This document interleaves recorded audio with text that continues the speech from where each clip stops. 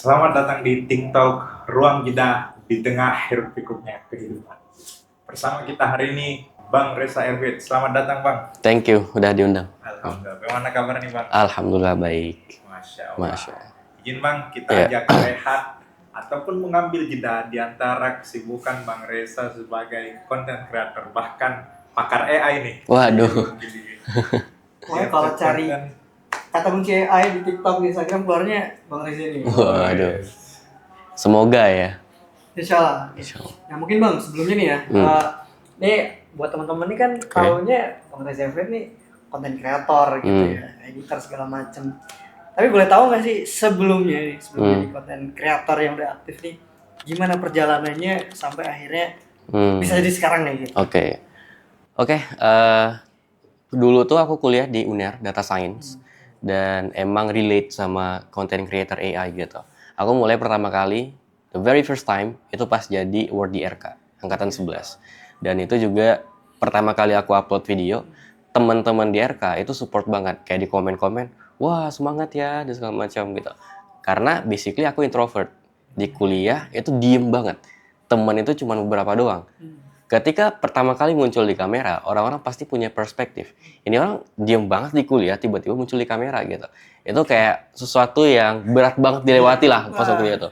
Untungnya ada RK dengan environment yang udah oke banget, yang suportif banget sih waktu itu. Jadi kayak ya karena alasan personal juga mulai content creator waktu itu. Apa tuh kalau itu? Financially. Oke. Ya, dulu pas awal kuliah juga, aku kan dari Padang ya asli ya. Ke Surabaya, ongkos itu nggak ada sih waktu itu. Jadi ada satu orang, saudara juga sih keluarga yang bantu. Mulai dari ongkos, mulai dari kos dan lain-lain. Karena sebelum ada orang itu, kita kayak keliling, kamu kan keliling ya, kayak minta izin, sambil kayak ngasih titipan Rp1.000, Rp5.000, Rp10.000 kayak gitu. Sampai segitunya waktu itu. Dan pada akhirnya semester 4 ke semester 5, karena ada masalah sama si donatur ini, akhirnya di-cut lah semua bantuan dan gak tahu mau ngapain. Akhirnya ya mulai content creator dari situ. Dan alhamdulillah sampai sekarang. Masya Allah. Jalannya ya. Tapi yang akhirnya memilih harus melalui content creating gitu. Ada nggak specifically? Specifically karena ngelihat opportunity sih waktu itu. Content creator plus AI. Karena basically data science juga ada interception kan di AI. Jadi pas banget momentumnya ChatGPT 4 baru keluar di Indonesia. Jadi langsung boom tuh waktu itu. Iya, ini sebenarnya beberapa narasumber juga kita ngobrol juga tentang content creator, tentang bisnis. Itu selalu ngomongin momentum ya Bang. Tapi sebenarnya momentum nih, apakah memang dalam setiap hal harus ada momentum atau gimana sih cara kita bisa nemuin momentum itu gitu? Oke. Sebenarnya kan kalau kata orang sukses itu ketika kesempatan ketemu dengan skill. Nah, karena waktu itu ya juga pas SMA tuh aktif banget sih. Kayak ngobrol organisasi, cuman pas kuliah karena ada alasan tertentu jadi kayak mungkin culture shock kali ya. Jadi kayak diem gitu. Akhirnya mulai lagi eksis pas semester 4 sama semester 5 itu. Dan ngelihat opportunity itu lagi, balik lagi. Di RK kan juga diajarin kan kayak ya udah percaya diri aja, tiap orang mau PKK gitu-gitu. Akhirnya ya dapat fundamental dari situ diaplikasiin ke content creating. Kalau terkait life plan nih Bang, kan DRK selalu diminta untuk perencanaan panjang. Apakah memang content creator adalah bagian dari yang menjadi visinya Bang? Content creator itu kan sebenarnya kita bisa build networking, jadi connecting the dots gitu. Sekarang kita lagi bikin namanya ada rumus muda, itu aku pribadi yang bikin sama partnerku. Dia Harvard anyway, S2 sekarang. Kita bikin kayak kelas-kelas AI juga, terus kita mau bikin manajemen KOL juga. Dan satu lagi ada namanya Forum Satria, itu kita bikin kayak ekosistem AI di Indonesia. Dan itu juga salah satu penentu AI ini mau diapain di Indonesia ke depannya. Kita gabungin praktisi, akademisi, content creator, diaspora, sama government juga dari situ. Karena kita ngelihat ketika content creator ngomong dengan akademisi mikir, ini orang ngomong doang nggak ada isinya gitu.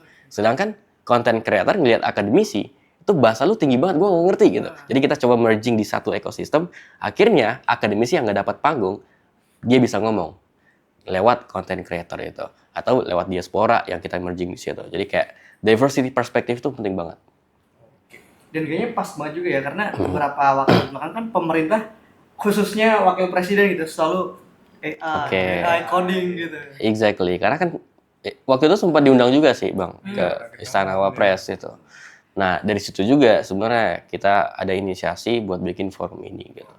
Termasuk tuh karya Bang Reza nih terkait menulis skripsi dengan AI. Waduh. Nah itu inspirasinya gimana tuh Bang? Karena pas waktu itu momentumnya lagi skripsi sih Bang. Jadi kayak Nulis skripsinya benar-benar pakai AI Bang? dibantu pakai AI, bukan 100%. Itu konsepnya. Ya kayak orang-orang sekarang kan ketika aku upload konten tentang skripsi, Bang gimana bikin skripsi? Tapi mereka minta 100% pakai AI. Itu kan gak etis ya. Karena fundamental knowledge itu juga penting ketika kita ngomong sama AI. Kayak kita nanya nih, oke, AI-nya jawab satu, nanya satu, jawab satu. Tapi follow up question itu kita nggak tahu, karena kita nggak paham apa yang dijawab sama AI gitu. Makanya fundamental. Sama kayak kita generate video, akan sangat berbeda orang yang menguasai videographer menggunakan AI atau orang yang nggak menguasai videographer menggunakan AI. Hasilnya pasti beda. Makanya kayak fundamental knowledge itu penting banget. Iya sih, karena ya sebenarnya AI itu kayak yang paling penting man behind the gun gitu. Yes, benar. Tapi kalau ngomongin AI sekarang nih ya, khususnya nih buat mahasiswa, tadi ngomongin skripsi, tips supaya ya, pertama ya dari etik, dari akademik etiknya satu, yang kedua biar si hasil tulisan ini tidak dinotis sebagai tulisan AI gitu. Sebenarnya AI itu kan tools, again, tools, cuma sekedar tools. Ya, bukan untuk menggantikan. Makanya the future question is bukan human or computer, bukan human or AI, tapi human and computer. Jadi kayak kita kolaborasi, kombinasi gitu. Ada juga tools untuk misalkan parafrase. Tapi again, kita nggak boleh kayak kopas 100% itu dari tools itu. Kita harus sesuaikan lagi. Ini benar nggak ya kalimatnya? Kata-katanya tuh benar nggak ya? Karena akan jelas banget. Ketika kita udah biasa menggunakan AI, ngelihat tulisan itu, ini AI generated atau enggak gitu. Pasti jelas itu. Kalau untuk karya selanjutnya nih Bang, ada lagi yang berbau AI, termasuk nulis skripsi part 2 ya? Ya, kita bakal soon ada launching kelas juga AI, mulai dari fundamental banget, what is AI? AI itu terinspirasi dari cara kerja otak manusia, neuroscience, kita bahas semua di situ. Bedanya nanti kelas kita juga diisi sama profesional, karena kita punya networking juga ke PhD MIT misalkan, ke Harvard. Jadi orang-orang itu kita coba untuk kasih panggung, lu nih yang cocok ngomong kayak gini gitu. Sama nanti ada toolsnya juga, sama ethicsnya juga, jadi kita gabungin di situ. Termasuk tadi buku skripsi, itu mungkin juga jadi salah satu modul di situ lah. Gitu. Nah kalau yang paling penting ya, tadi kan sebenarnya udah bilang ya tentang fundamentalnya. Tapi buat teman-teman yang emang benar-benar baru, atau bahkan nggak tahu nih, gue harus pakai AI apa, atau bahkan dia nggak tahu mau ngapain setelah ini gitu, mau bekerja entah itu kuliah gitu. Yang paling utama sebelum mengetahui gue harus punya fundamental ini apa kira-kira? Tentukan dulu masalahnya sih. Masalahnya.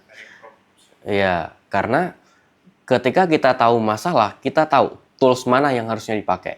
Karena kan banyak banget yang tools AI sekarang, kayak mungkin ribuan atau ratusan ribu ada kali. Semua ada gitu. Ada AI kayak ChatGPT, Gemini segala macam. Tentuin kita butuhnya apa, kita pakai tools ini. Karena dengan banyaknya tools, fungsi manusia adalah sebagai konduktor dari tools itu.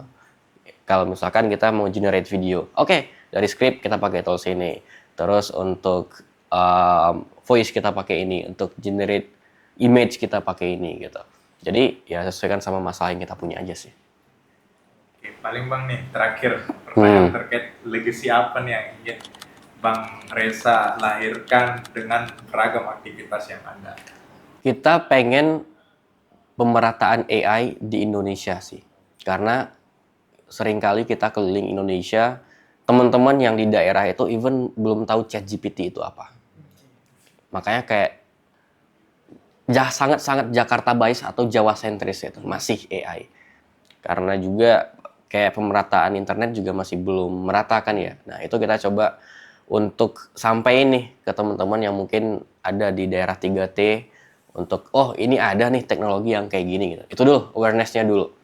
Baru setelah awareness pelan-pelan karena mereka udah tertarik, kita bisa bikin video cuman kurang dari 1 menit, udah tertarik, kita baru ajarin back end dari AI itu sebenarnya apa. Dan karena ada AI, dunia bakal kayak gimana ke depannya. Nah, itu awareness itu yang mungkin bakal kita sampaikan ke teman-teman yang ada di Indonesia.